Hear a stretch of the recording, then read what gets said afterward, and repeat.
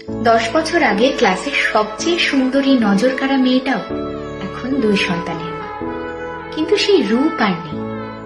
সব পরীক্ষায় নকল করে পাশ করা ছেলেটিও এখন বিসিএস ক্যাডার।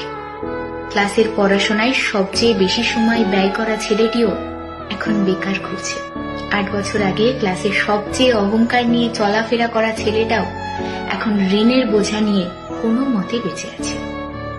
10 বছর আগে ক্লাসের লাস্টে বসা প্রতিনিয়ত খারাপ রেজাল্ট করা ছেলেটাও এখন ডাক্তারি পড়া শেষ করে ফেলেছে।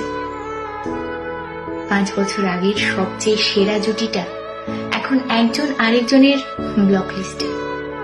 7-8 বছর ধরে নিজের ইচ্ছা মতো একের পর এক প্রেম করা মেয়েটিও এখন নিজের অনিচ্ছায় অপছন্দের মানুষের সাথে সংসার করছে। কখন কার কপালে কি ঘটে তা আগে থেকে জানা সম্ভব নয়।